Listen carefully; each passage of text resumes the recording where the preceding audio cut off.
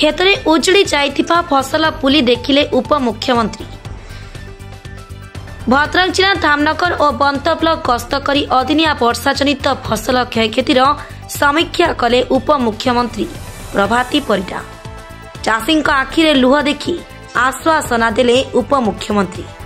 आसंता 30 तारीख सुधा फसल क्षयक्षतिर रिपोर्ट प्रदान सह राज्य एवं केंद्र सरकार नियम अनुଯାयी डीबीटी जरिया उभय बीमा करिथिबा एवं बीमा करि नथिबा चाषी को क्षति पूरण दियाजिबो। केही जणे भी चाषी जेपरी क्षति पूरणरू वंचित न रुहंती सेतिप्रति ध्यान दियाजियो बोली कहिसंती प्रभाती परिडा। सांगरे थिले मान्यपर भद्रक विधायक सीतांशु शेखर महापात्र। आज सकाळू भद्रक जिल्लार आसी पहुंची। जिल्लार जिल्लापाल एवं समस्त अधिकारी माने जो माने ए काम रे आगरु लागिचंती से माने अछंती एवं विधायक भद्रक भी साथी रे अछंती। आमे दुईटी ब्लॉक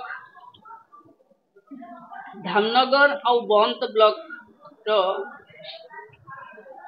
भगवानपुर, बालिकिरी, जयकृष्णपुर, अन्नारपुर 46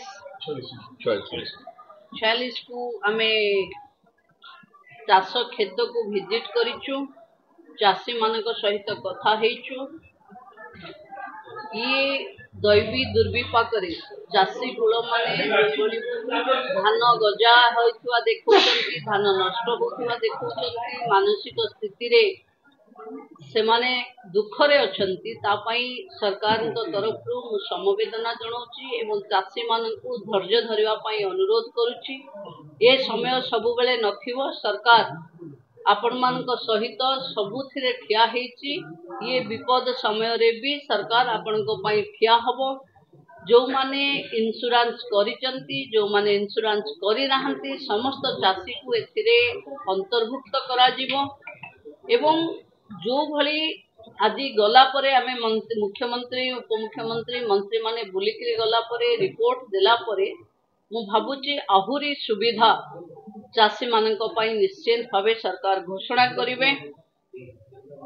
ये भद्रक रे पाखापाखी 71% हार्वेस्ट हो जाइछि। बाकी 497 हेक्टर धान कटा होकर पड़ी। तेणु क्षयक्षतिर आकलन रिपोर्ट गत काली सुधा जहाँ जीव ता उपरे चाषी मानकु जहाँ सरकार घोषणा करिछि आमे सहायता दबु। आमे आज जिलापाल एवं समस्त टीम को मु निर्देश देछि गोटे भी योग्य हिताधिकारी बा जो मानकर चाषर क्षति हेछि से माने वंचित हेबेनी। समस्त को सहायता मिलला भली व्यवस्था तैयारी हबो। एवं सभा शेष रे मु एतिकी अनुरोध करिवि चाषी भाई मानकु आमे अनेक थर अनेक दैवी दुर्विपाक देखिचे। ये दैवी दुर्विपाक रे भांगी न जाई पुणी थरे निज को निजे ठिया करंतु। सरकार प्रशासनिक अधिकारी माने समस्ते तांको पाखे पहुंचीबे।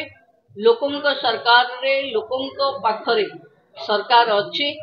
जहाँ समस्या आसीबो आपण माने जो नंबर दिया हेछि फसल बीमा पाई बा कंप्लेन करबा पाई सेथिरे कंप्लेन करंतु।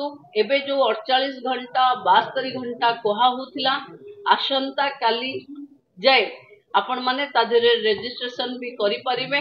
तेणु मु भाबुची जो बंधु माने अन्य चाषी माने रजिस्ट्रेशन करि नाहंती बोली अनुभव करूचंती गाँ रे समस्ते को समस्ते सहयोग करबा पाई मु अनुरोध करूची। हमर सीएसएस स्टाफ जो मिशन शक्ति रे अछंती गाँ गंडारे अछंती मु सबु भौणी मान को अनुरोध करूची चाषी कूल को एई समय रे हमर सहायता आवश्यकता अछि।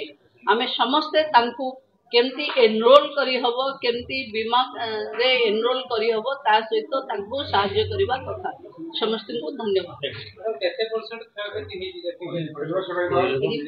भद्रक अश्विन पाढ़ी रिपोर्ट प्रतीक्षा न्यूज।